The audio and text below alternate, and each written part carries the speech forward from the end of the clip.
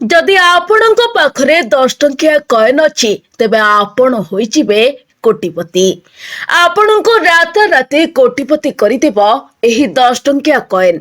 जानंतु आपण केपरि हेबे कोटिपति। हाँ क्या कोटिपति हेबाकू किए बा न चाहे, समस्ते चाहती राताराति कोटिपति हेबा पाई, किंतु केही कोटिपति होई पारंतिनी। किंतु आज आमे आपनकू कहबो एही 10 टंकिया कॉइन आपनकू राताराति कोटिपति करिदेब। ए कथा विश्वास नहिले भी संपूर्ण सत।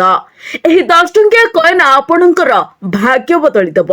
जदि आपनक पाखरे एही 10 टंकिया कॉइन अछि तेबे एही खबरटी केवल आपनक पाई। तेबे डेरी न करी आसंतु जानिबा एही 10 टंकिया कॉइन आपनकू किपरि कोटिपति करिदेब। हाँ क्या 10 टंकिया कॉइन प्राय समस्तଙ୍କ पाखरे रहिछि, किंतु व्यवसायी माने एही 10 टंकिया कॉइन दुकान रे नेउ नाहंती। एही कारणरू साधारण लोकंकर किछि करिबार नाही किंबा एहाकू निज पाखरे रखिबार नाही।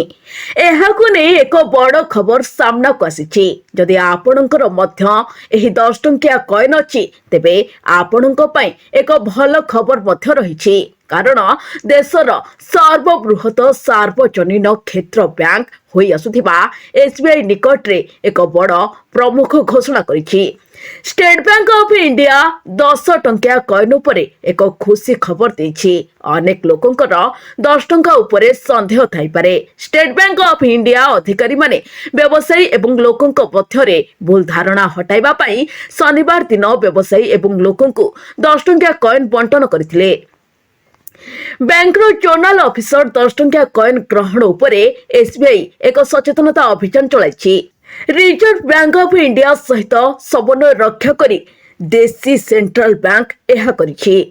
व्यवसायी पई 10 टंकिया कॉइन उपलब्ध करा जाइछि। SBI Hyderabad circle general manager Prakash Chandra Baror कहिसंती जे व्यवसायी छोट व्यवसायी एवं लोक माने 10 टंका ग्रहण करबाको अनिच्छा प्रकाश करुछंती। से कहिसंती जे नकली वार्ता एते विस्तार करूछि जे अनेक लोक 10 टंका नेउ नाहंती। सेथि पई बैंक अधिकारी माने एही 10 टंका कॉइन रो सत्यता विषय रे अनेक जिनिस प्रकाश करिसंती।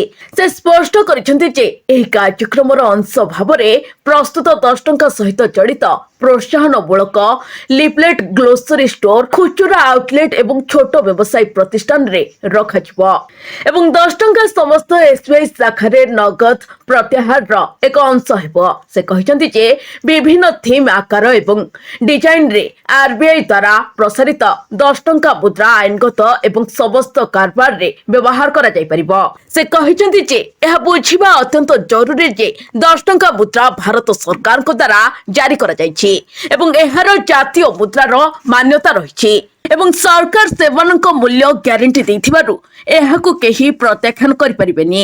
जदि केही प्रकृत 10 टंका ग्रहण करबाकू मना करूछंती तबे एहा भारतीय दंड संहिता बीएनएस र धारा 489 ए रु 489 ई अनुଯାयी एक अपराध अटे। तेणु व्यवसायी माने मध्य ए विषय रे सचेतन हेबा उचित। Bureau report BNS live.